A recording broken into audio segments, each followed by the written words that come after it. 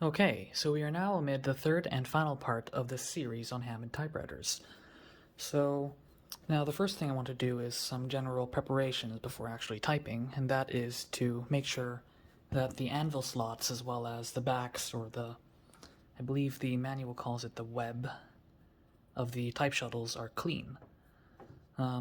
So, first, we need to remove the anvil. So again, the anvil is this part, hammer, anvil, type shuttle. So to remove that, you just have to press this lever. In part 1, you would have seen how the clip that holds that works.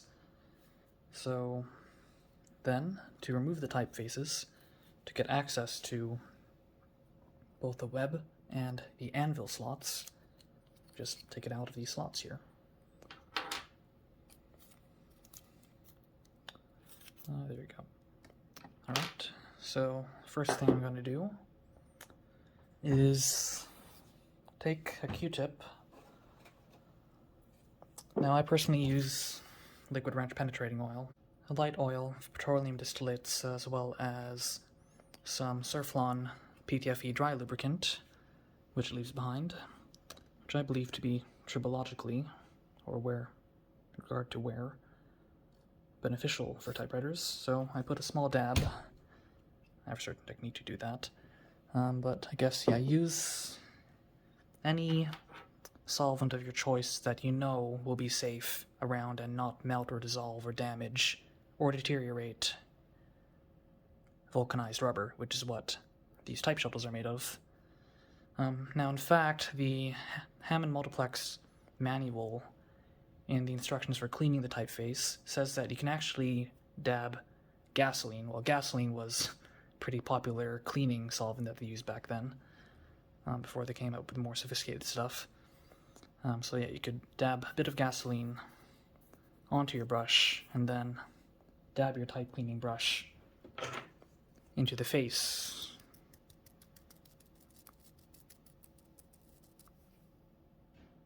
Of your type shuttle in order to displace and dissolve any dirt. I really don't believe the whole dabbing thing, unless they mean dab hard as opposed to rubbing, which might be bad in terms of the induction of wear on the typeface. But yeah, you'd only do this part here if your typeface is dirty and you're getting like blotchy text or ghosted text. But yeah, now I'm just mainly concerned about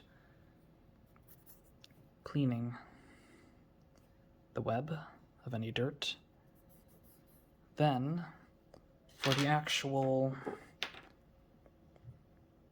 anvil slots, I think they recommended using something like business card material to actually fit there. And technically, I would have just used like folded paper towel with a dab of liquid wrench penetrating oil on it, but that actually would be too flimsy. So yeah, using a bit of card, or in my case I'm just going to fold some paper.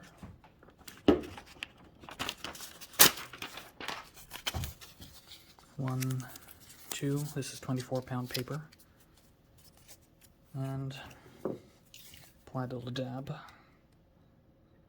So that will leave behind just a bit of Surflon. Now technically, at least when it comes to like oil or like typewriter or sewing machine oil, that stuff would be thicker than this liquid wrench. They very, very, very vehemently in the instructions tell you not to put that stuff in the anvil slot or near the type shuttle, since, or at least I believe that's mainly because, yeah, it would cause your machine to operate very slowly and make you unhappy with the product. So, yeah, you just do that and get the dirt out. Then I'll do the same for this machine. Okay, so I additionally wiped down the perimeter of the anvil with some paper towel dampened with a bit of liquid wrench. So again, yeah, to clean it up, and also partly to deposit a bit of PTFE dry lubricant to kind of help a bit with reducing the wear. I mean, yeah, these are old machines which have already gone through a lot, and of course, as much as we want to use them, we do hopefully want to make them last as long as possible. Anyways, that should go in, and normally that Anvil clip should automatically latch, but if it doesn't, you have to push this guy up until it clicks, and you are no longer able to pull it out. And if it's not properly engaged, then that might cause your shift operation to not work properly, or at least not as fast as it could. Anyways, so now that that's done, one thing that we can see is how, in this state, our shuttle arm is able to move nice and quickly back and forth. So that means that the rest of the machine is already nice and smooth, whereby the rest of the resistance would be contributed by our type shuttles, and said resistance would be high if this or the anvil slots are dirty. And that would mean that your type shuttle would return too slowly, and that would slow down the operation. Yeah, I guess I would put just a small dab. Okay, that wasn't small enough. And then, yeah, I use a combination of a dabbing motion, pressing inward, while also doing a bit of a brushing just to help get the stuff out.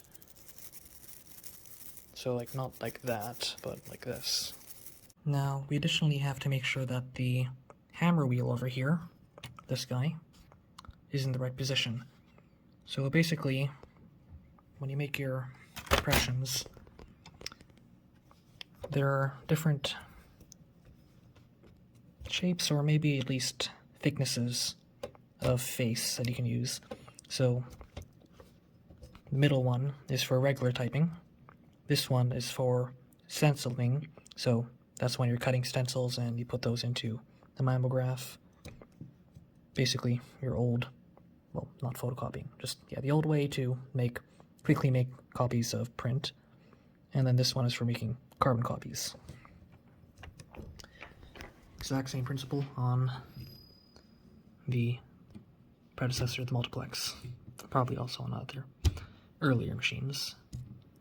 And yeah, this pin here doesn't do anything. I guess you simply can only, or are only supposed to use that to help rotate this wheel. I mean, I don't think it would be that bad if you're touching the faces of these hammer faces. Likewise, the manual advises that for, depending on the thickness of your carbon copy, or at least the type of typing job you're doing, then you will need to increase the hammer impression strength, and that is done by removing this screw and moving this guy.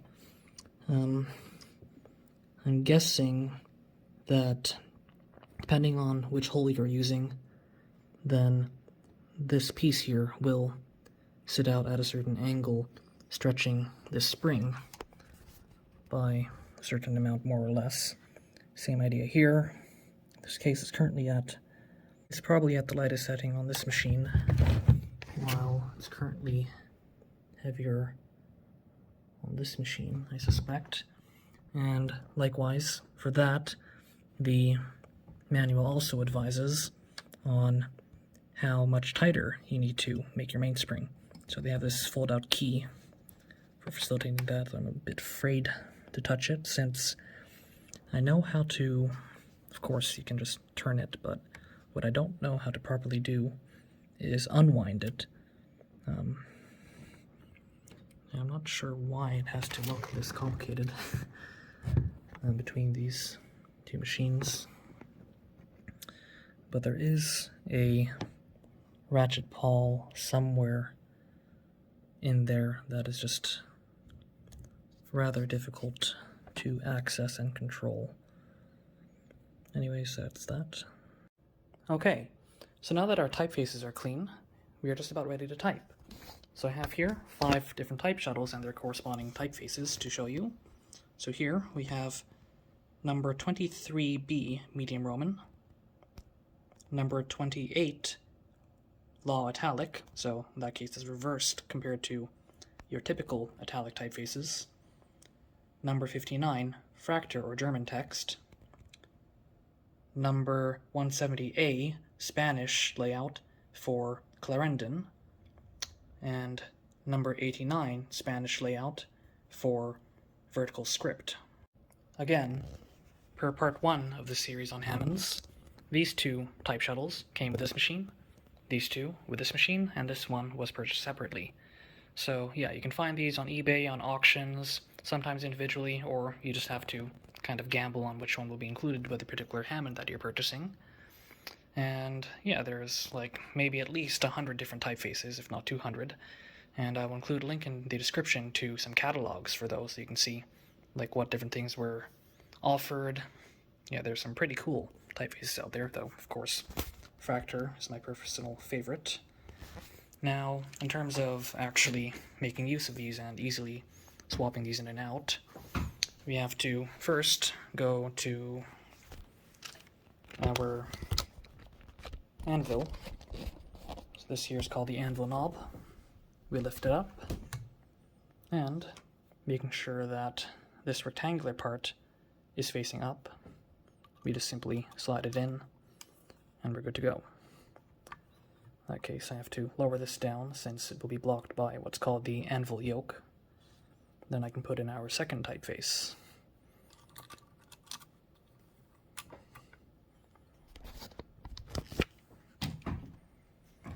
So, given that, the purpose of this yoke here is in order to basically lock in to this bushing under the web, I believe it's called. And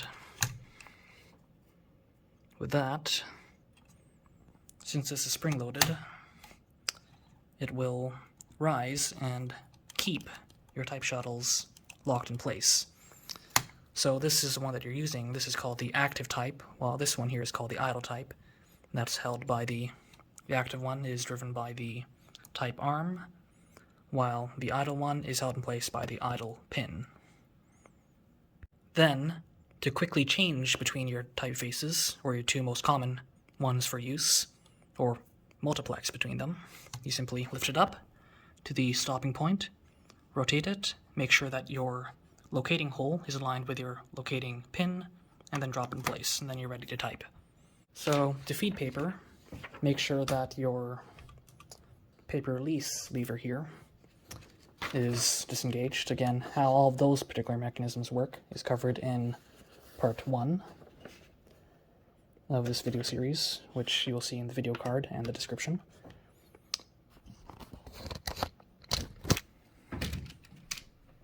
And, of course, you can also release the click. And the way this machine works is to have the paper buckle and fold in on itself back and forth until you set your upper margin to the desired height, or let's say that should be good. Okay, and again, we would have covered, I believe in the first video, or maybe not, the margins. Oops. So you can simply remove these and put them where you desire. Same thing on this machine, though it's a bit more involved. Oh, unless you have to pull this guy out. So that will, well, first let me get this machine out of the way. Stop the carriage accordingly once we can finally start typing. So let's just do something. Okay, that looks good.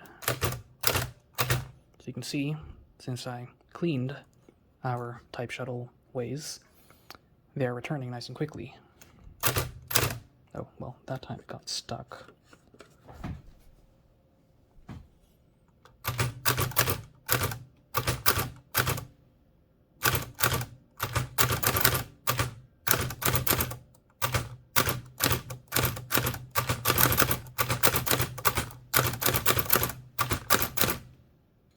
Okay, so in this case, it's probably an issue with the ribbon shield here pushing against the type shuttle. So if I push this away, okay, in that case, seems like there's still some friction. That's unfortunate. Now, in this case, I might have to do what I did in the previous video and put an additional dab of liquid wrench penetrating oil. And again, blow it.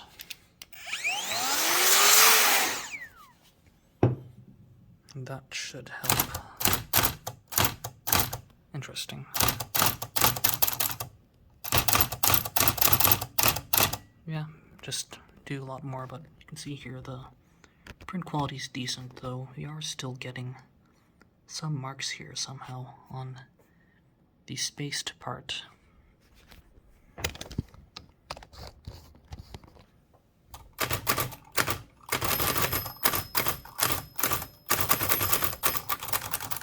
And then that's our line lock. Then we can hit the margin release.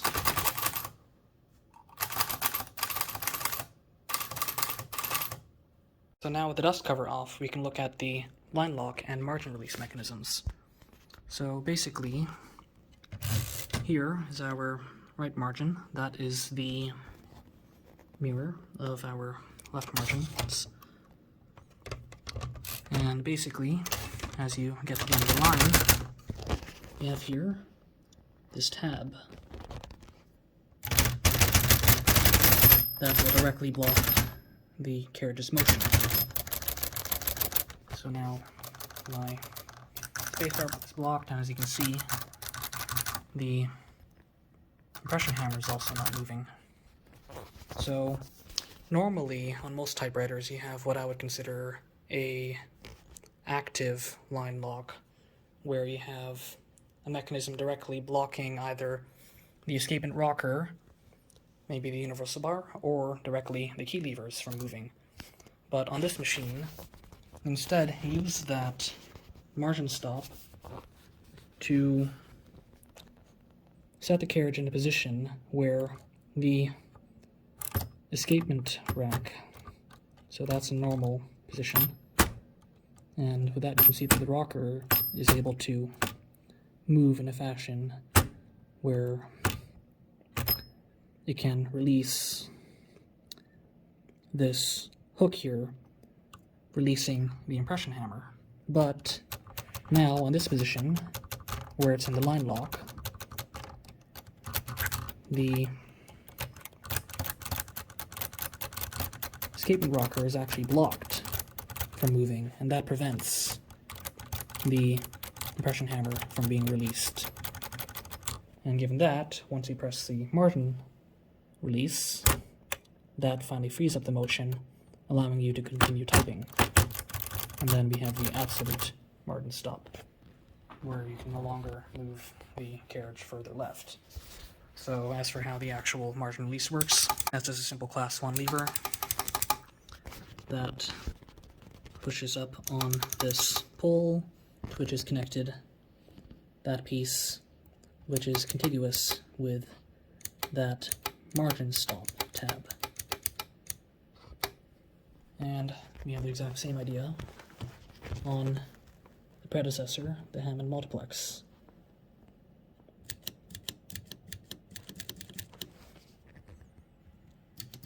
Though this machine is lacking its right margin, and for some reason has 2 left margins. And now, before continuing, I would also like to do something which I didn't really cover in part 1 of this series, which was the details of how the backspace works. so class 1 lever on this machine. That pushes up on that lever, which rotates a shaft.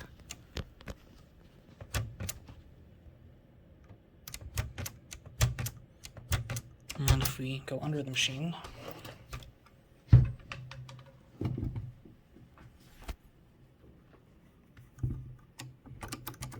we will now see that this lever gets pushed. It's connected to a link that pushes this rocker, which is coaxial with this ratchet. And then we have a pawl there. So, I mean, in my eyes, this kind of looks somewhat rather overcomplicated for a backspace, but it works. I mean, there are definitely simpler backspace mechanisms out there.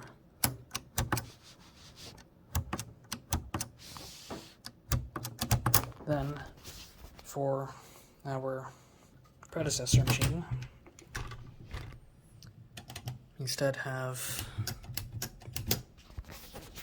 okay, so similar principle, except that now we're using a class 2 lever, pushing at the middle.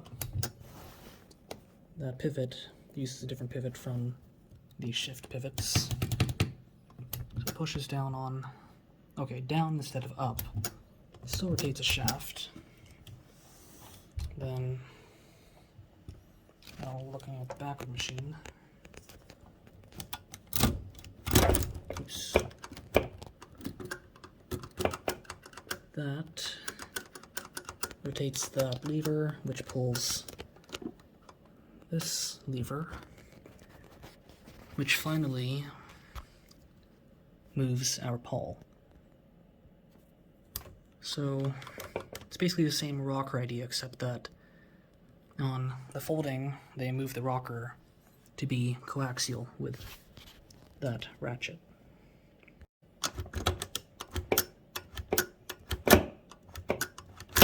And I'll also quickly recap the ribbon advance mechanism, which I didn't really go into that much detail.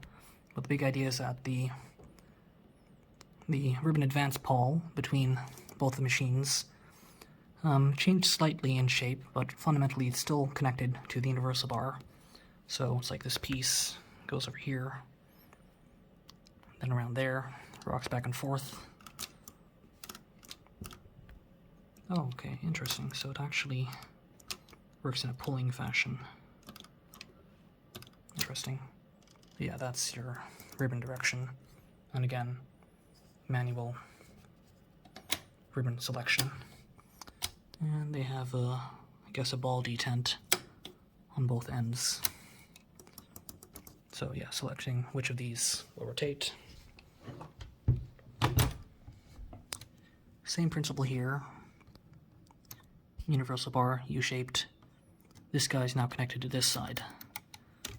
But same principle. Also pulling.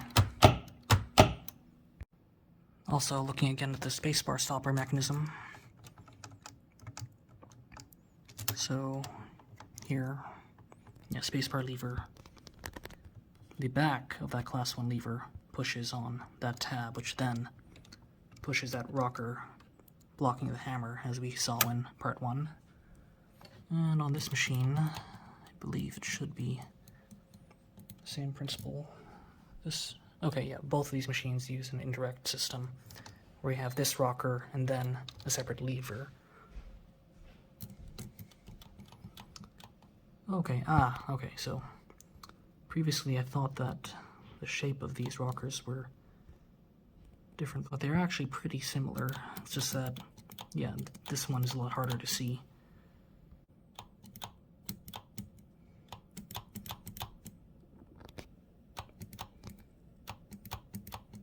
So I realize now that I actually hadn't covered the carriage mechanisms and their comparison between these two machines in the first part of this series. So, paper release over here. The way that works is you have a simple slot, and that pushes against a roller, and that pushes our rear feed roller out of the way, allowing you to adjust your page and its alignment. Exact same principle on the predecessor, the Hammond Multiplex. Likewise, your platen variable, well, more so line finder, or platen click release, works in the exact same way between these two machines. So you push it up to push this click away. So there's a pin on this lever that pushes it away. Same thing here. Then we have some actual differences, namely at least in the shape of the carriage return or line advance levers and the carriage release levers. So as for how the carriage release levers work, on the folding multiplex, we have class 1 lever, which interacts with this bail to free the motion of the carriage. Now, looking under the machine, we will notice that that bail pushes down that guy. As for the significance of that slider on what is the escaping pinion shaft or escapement shaft, which is coaxial with the escape wheel or star wheel, if we look here, there is a pawl mounted to this disc. That disc is mechanically constrained to that escape wheel.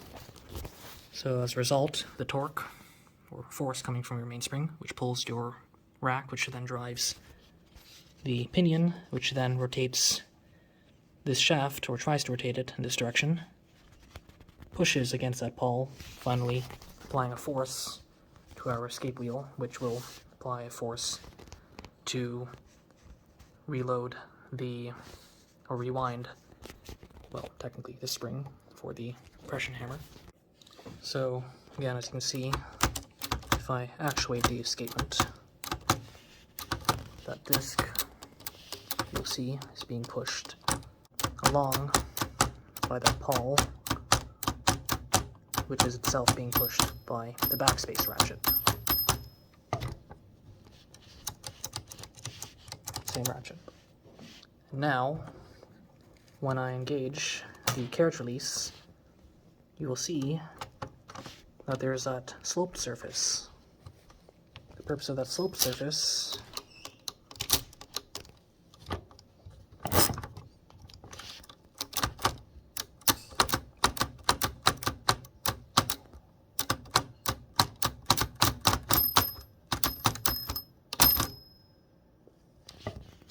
is to push that pawl out of the way, as you can see.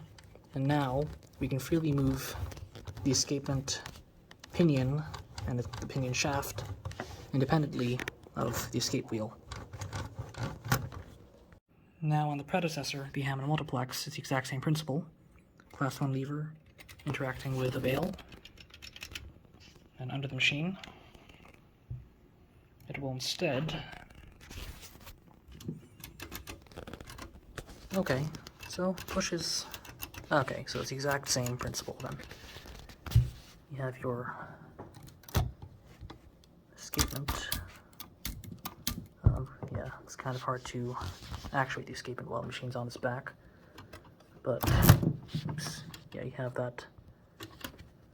Yeah, it is technically a different shape, but exact same principle for pushing that pawl out of the way to decouple this shaft and ratchet from the escape wheel. Now it's coupled again.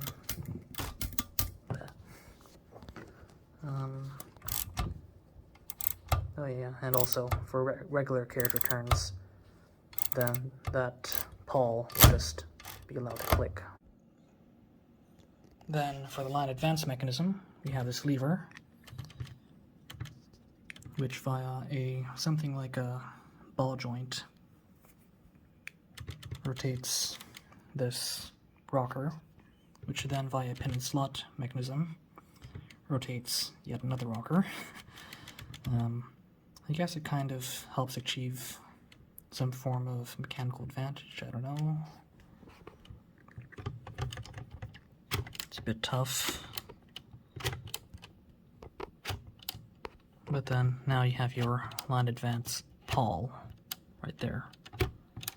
And then for the line spacing selection, that simply sets a stopper on how far you can move said Paul. So that's for single spacing.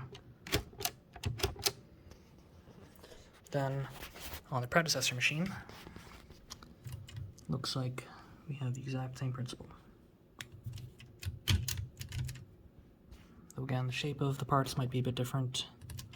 You still have a rocker, Paul, and the same method of setting the line spacing.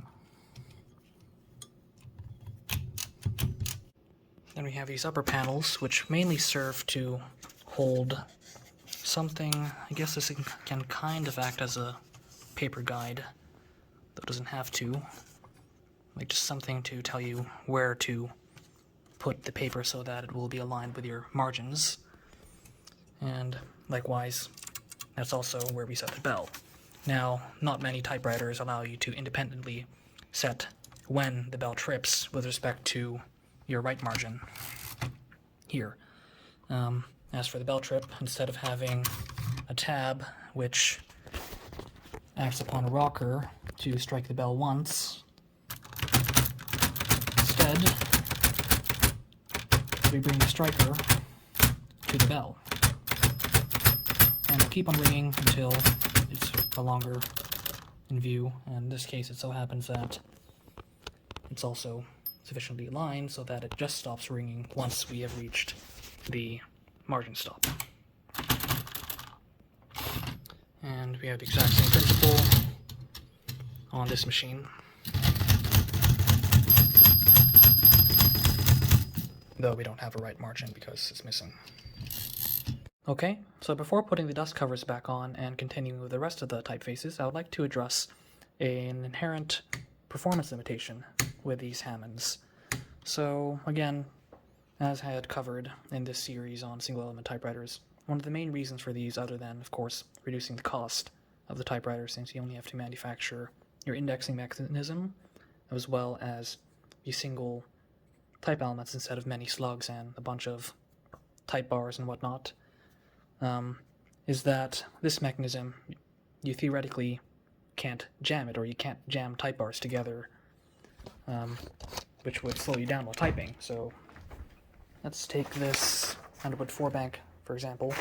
So if you're typing really fast,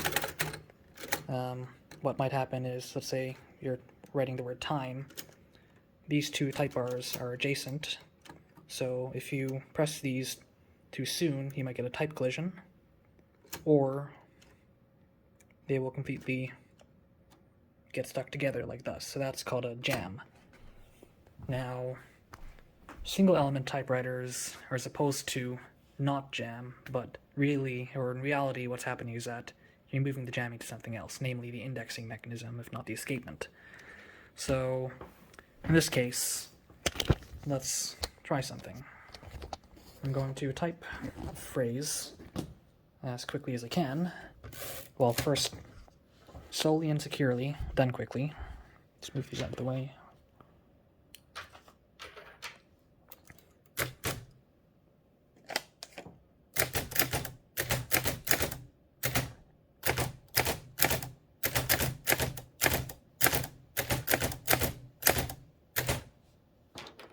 Is the ribbon... might have to... okay. Yeah, I think I had to reverse the ribbon first. Why is it? Okay, so yeah, the type shuttle was into moving fast enough, or resetting quickly enough.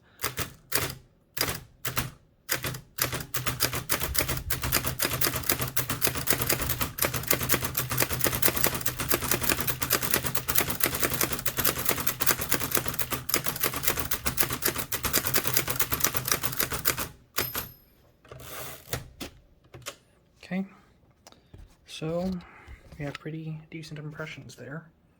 And as you can see, it's pretty accurate in terms of my typing. Now, if I try to type this faster, and yet faster,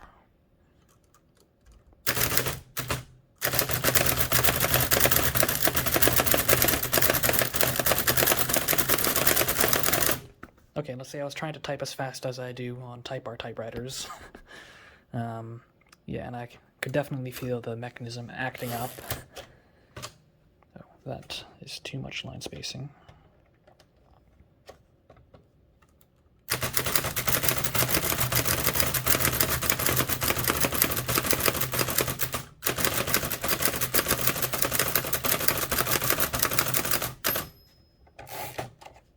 Okay. Anyways, so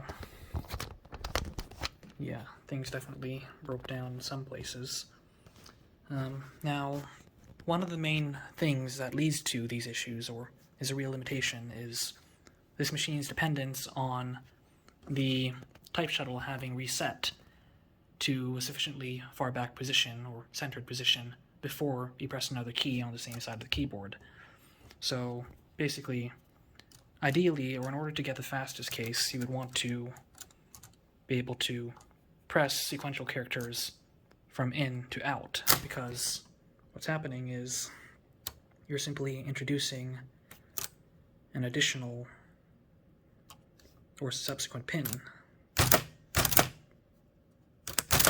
So that means that you can very quickly register those sequential characters without any issues. So, and I'd say that could probably be done at upwards of 10 characters per second.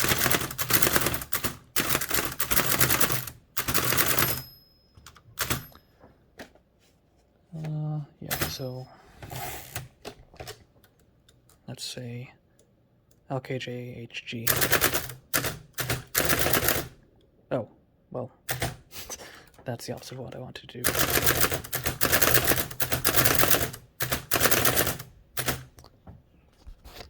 So that's fine. And the escapement and other mechanisms are definitely fast enough to handle it, and of course this guy can move fast enough. But what if you want to do things the other way around?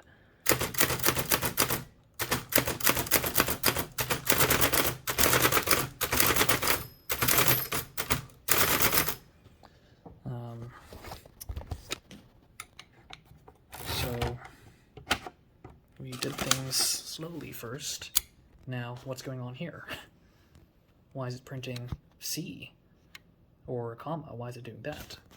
Well, that's because basically if you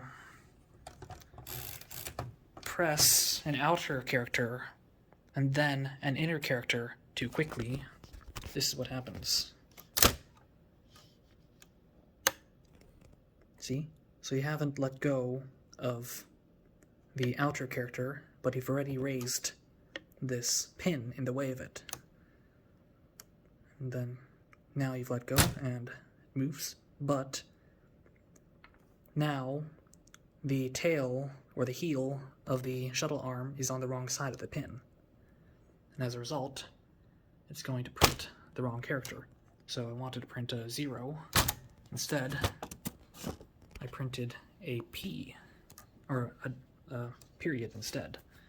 So let's say I wanted to print a J, or rather an H. So I let go, I allow the escapement to actuate. Okay, now that was interesting. But yeah, now I've printed an M. So yeah, that will continue onwards, and is quite problematic. So thus, in order to properly type that, you have to make sure that there's enough of a gap in time, or that your type shuttle is returning fast enough so that it can eventually be pushed to the correct side of that character. And also, you don't want that happening, right? Where it's adjacent type bars or key levers and hence pins. And if you do this too much, you'll actually bend it. But,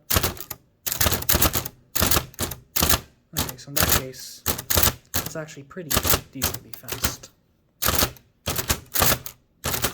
That's because it's a small distance, but if you want to like go from here rapidly to here, look there, see? Now the shuttle is just freely floating. Since your driver arm pin or lever isn't engaging it anymore. In that regard, if I wanted to make the Hammond perform better, then I would try to design a heel that would be able to work correctly and index the correct character on both sides of the pin. So that way, even if this happens,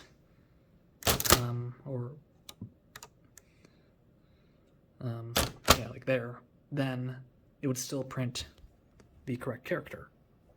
Likewise, ideally, so at least one place where the machine will perform fast is if you have alternating characters on either side, since, well, either you're moving outward or you're moving between different sides, because you're simply going to directly push the type shuttle again, and the type shuttle will move as fast as you are pressing hard.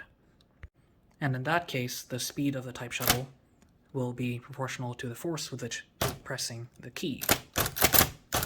So, yeah, you can do it slowly or quickly. And likewise, you can be like at this end, at the Q, and you can very quickly traverse to this side because that pin there is operating in opposition.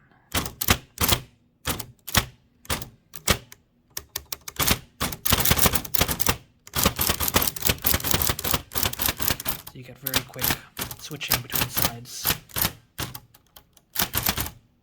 So yeah, this here, this situation is the real bottleneck.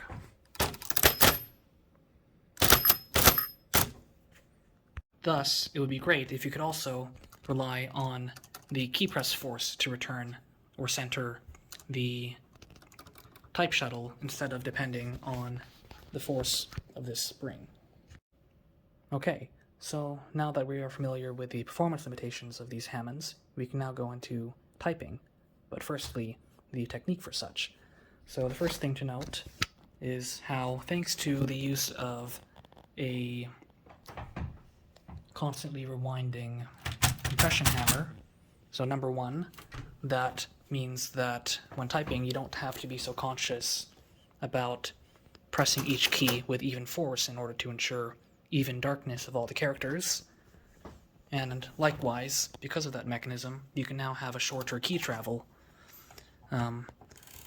So basically, longer key travel means that you have more mechanical advantage and will be lighter, though that might be less comfortable to use, while shorter key travel will typically imply heaviness, or having to use more force to move the type bar or the mechanism by the same displacement. So in this case for the Hammond, our keys only need to press about, no more than around a centimeter. The older Hammonds to press a bit more deeply, maybe around 1.2 centimeters, while these machines to press the keys yet deeper or more deeply. So that's one thing. The other thing is that though a shallower keyboard would theoretically be more conducive to regular computer keyboard typing, since computer keyboard switches, the buttons, they travel, a typical key travel or depth is between like 3 to 4 millimeters, or much less if you're on a laptop or low profile keyboard. This machine requires you to really make sure that you first press hard enough for the type shuttle to have completed its motion and for you to have heard the impression. So you must not let go of the keys until you're certain that you've made an impression. So now it is, so like if I go too fast, then it will jam. But if I am mindful of the sound feedback, so technically there's actually no tactile feedback other than bottoming out. So it's a smooth, a bit springy, well, light springiness, then small increase in force, then a seamless release of the spring potential energy into the hammer's kinetic energy. So that's the feedback, and if you can keep mind of that, then you can time your presses very precisely and type reasonably quickly while not jamming the indexing mechanism.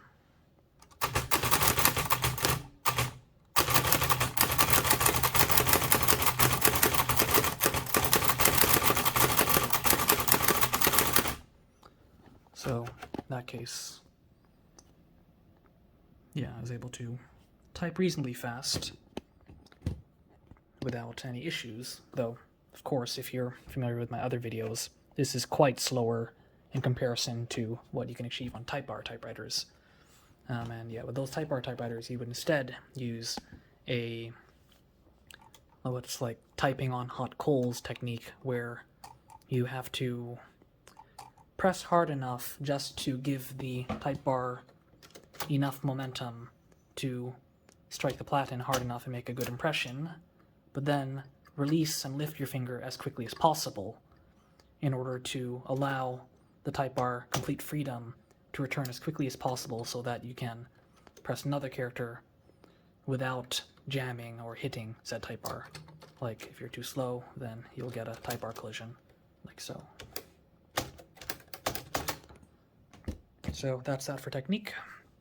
Now for our first two typefaces, number 23B, medium Roman, and number 28, Law Italic, where it seems that in legal documents they have the italics slanting in this direction instead of this.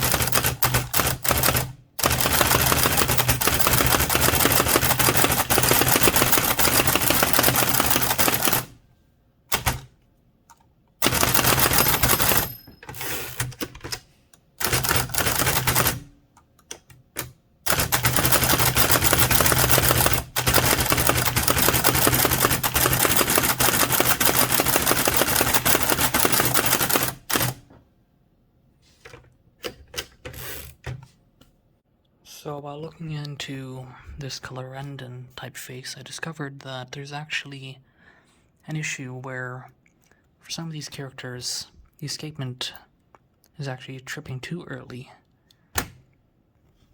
So it's tripping before we've even reached that indexing pin. And here I'm actually pressing as hard as I can.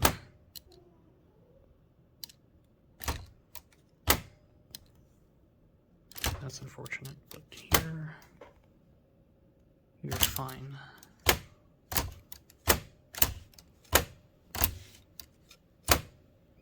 Okay, this must be related to... Oh, right, I might have actually loosened this screw before, so I might have to readjust it a bit. Because yeah, this was the driver arm that was having problems, or well, yeah, where it was bent too much and then I accidentally cracked it, and said cracking allowed me to fix this positioning, but yeah, something's still off.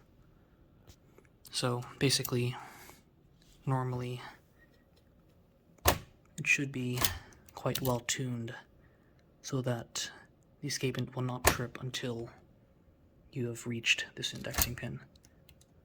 And typically if you're pressing fast enough, then it might be possible to accelerate this type arm heel into that indexing pin just a bit before the escapement has tripped and the impression has been made. So I've loosened the screw, whereby it seems that this driver arm is mounted via a slot such that it should be self-aligning. Well, I'm not sure. It might be possible to tighten it at a slight angle. Let's see. Okay, so the flanking keys are okay-ish. Okay, yeah, maybe I do just have to make sure this is tightened at the correct angle. I mean, hopefully, because I really have no other way to adjust this, since I can't really access that screw down there.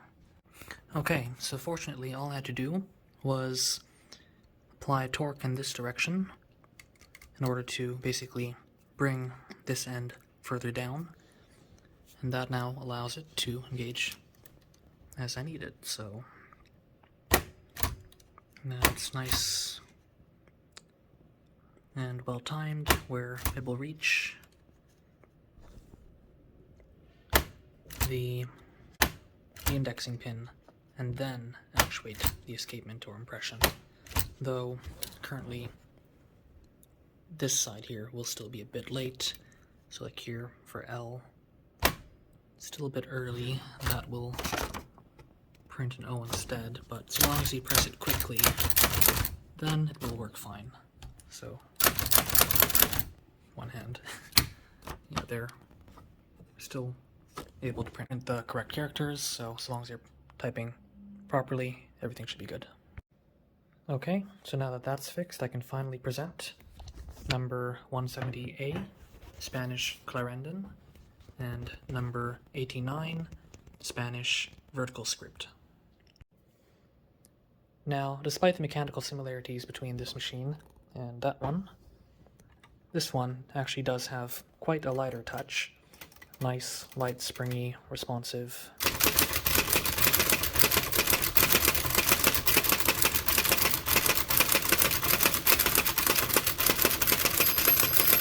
Funny enough, it's almost feeling smoother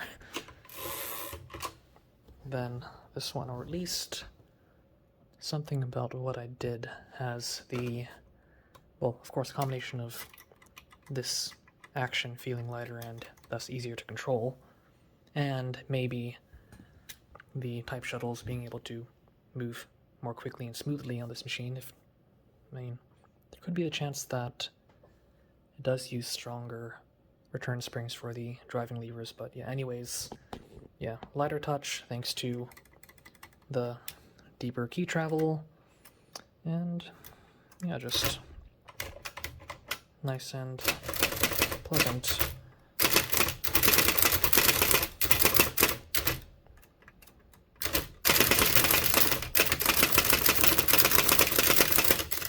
Yeah, I'd actually say that this machine brings forth a typing experience a bit closer in character to the original type bar machines. So that's quite nice. And of course, you will always get nice and clean imprints for the most part, other than the imperfections of my ribbon shield. Okay, I'll just do more typing.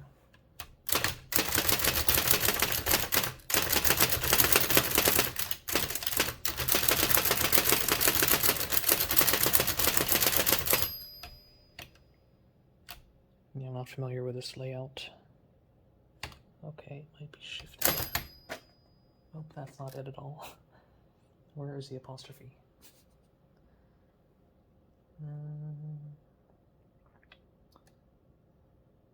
Oh, okay, right, I can look over here. And it would be right here, yes.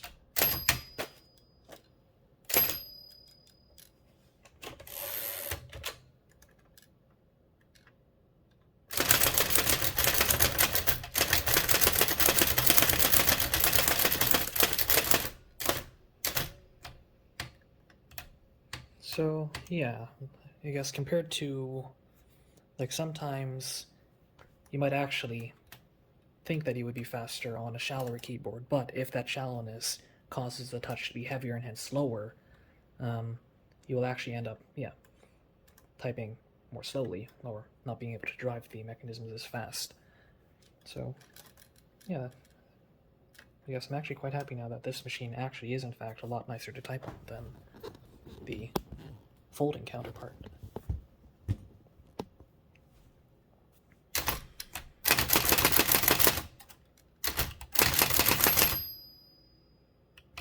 Shifted period key.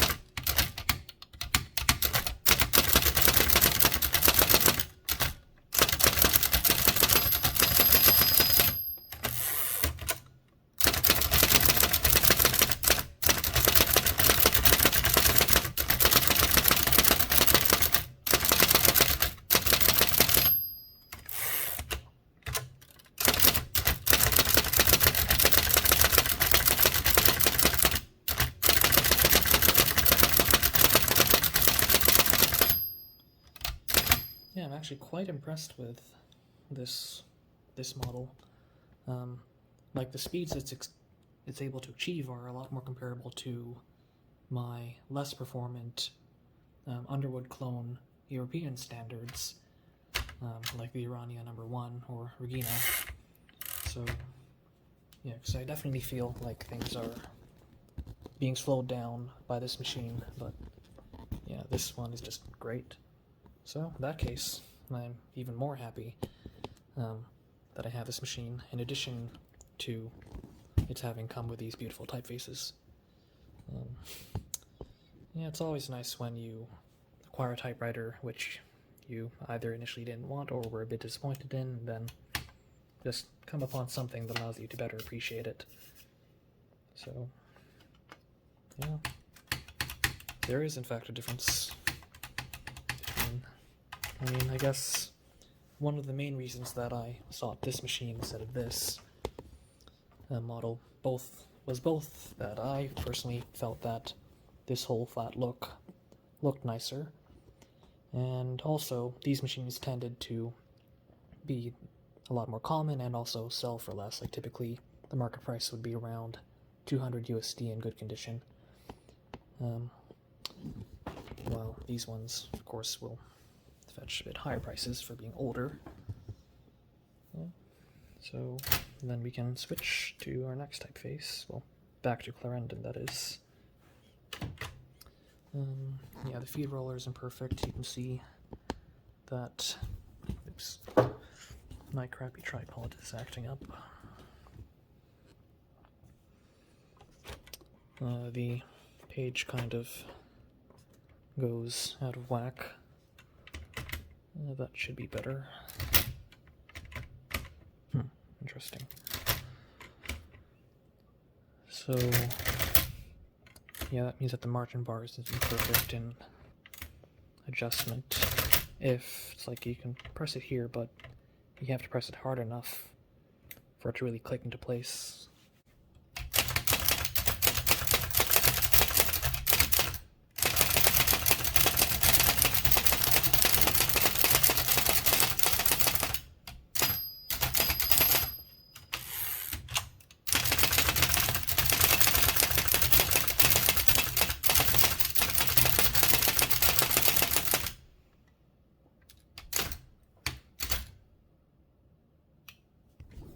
Okay, maybe I wasn't fully looking, but okay.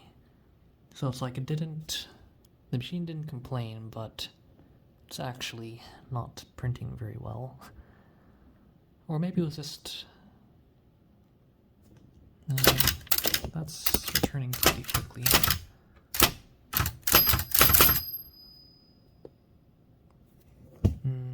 Okay, maybe I was in fact typing a little too lightly. So, yeah, these ones don't have an issue, but these ones, the escapement trip is still likely to occur too soon, so I still have to make sure that I use a firm touch. Let's try to type those words again.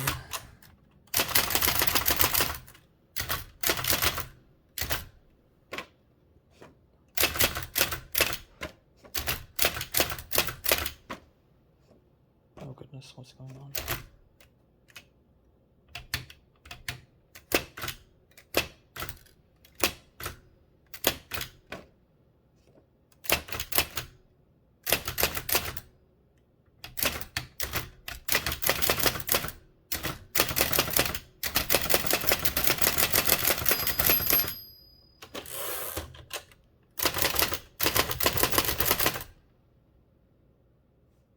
What in the world?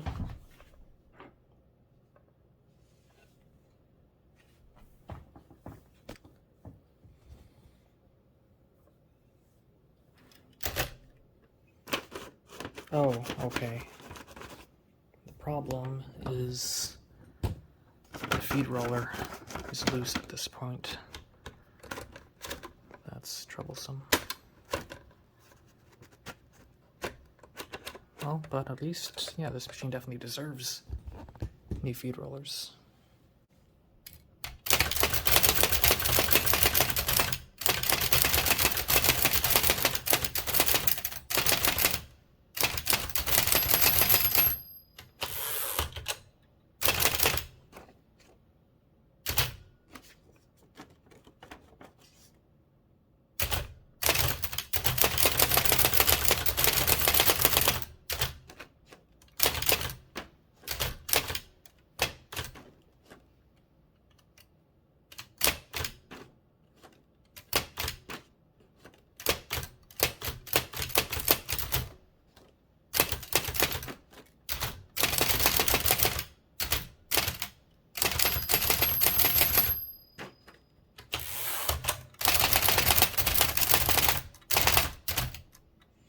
Or I guess this machine is just a lot better at failing less painfully to your fingers.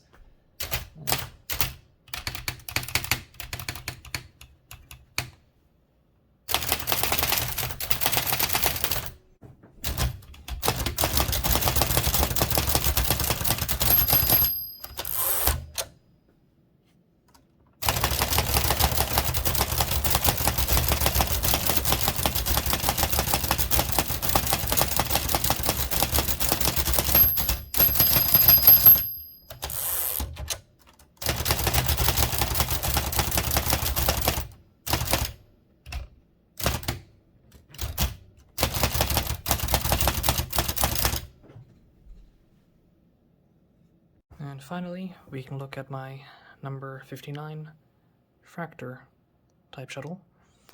So, again, in order to swap out a typeface, we simply, in this case, have to hold it like this. Pull that out. Bring this guy in. That part up.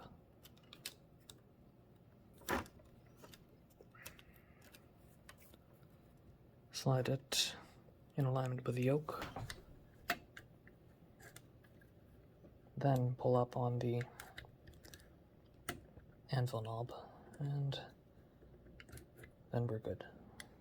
And, as I had mentioned in part 1 of this video series, I have this language plate, or card, that will tell me which key to press and which shift state in order to reach each character. Since these different language, or maybe symbol, type shuttles don't necessarily match up with the key inserts on your particular machine. Okay, so I actually went ahead and swapped out the Anvil from this machine into here, since that Fraktur type shuttle is absolutely refusing to cooperate with this Anvil. Could have to do with minor differences in the manufacturing tolerances or dimensions, or the wear levels, as in I can imagine this Fraktur type shuttle probably hasn't been used very much, while the native type shuttles here were probably used quite a lot, and then thus have more wear, creating more play, and hence much less friction. Maybe partly why this machine types so much more nicely and quickly than this one. But anyways, so now we have lovely Fraktur. Okay. Now, I wanted to type an S, but in Fraktur orthography for German. So this layout here, yeah, these characters, if you're not used to Fraktur, may look quite foreign to you, is in fact in... Oh, okay, that's interesting. It's actually QWERTY. Yeah, I forgot that detail. Normally, German typewriters would be in QWERTZ, but I guess since the actual audience of this language plate is English speakers, then they made it into QWERTY. So we have our Y here, A here. We're looking at A. So, anyways, now one thing is that in the early days, or well, the first few centuries of typesetting, we had a distinguishing between long S and short S.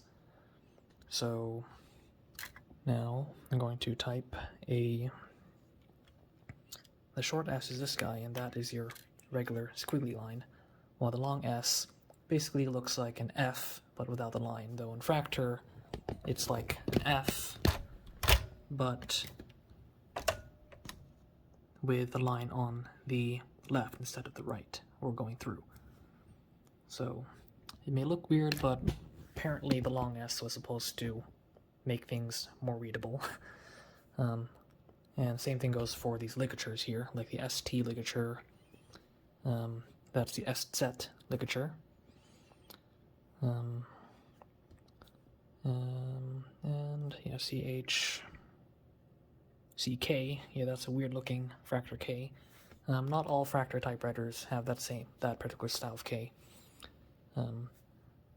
Anyways, so I want to access this guy. That means I have to do figs here.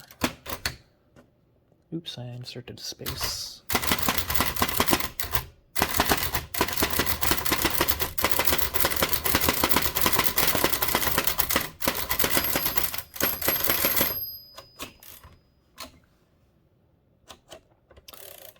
Okay, I missed 2 characters. There you go.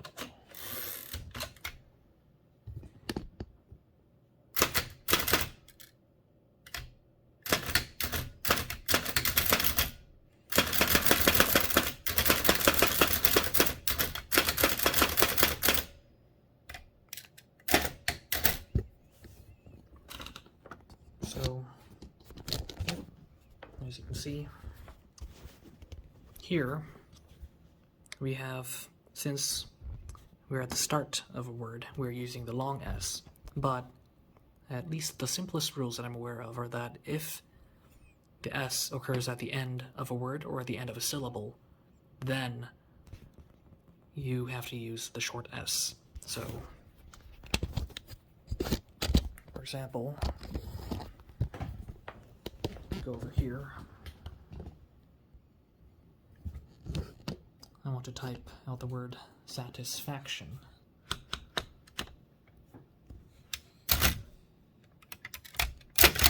Sat. So here, that's hard to read, but if you follow the rule, well, I believe at least for English, this is in fact a special case, but if you go by syllables, then clearly you need to use a short S. And now that is relatively more readable. Satisfaction.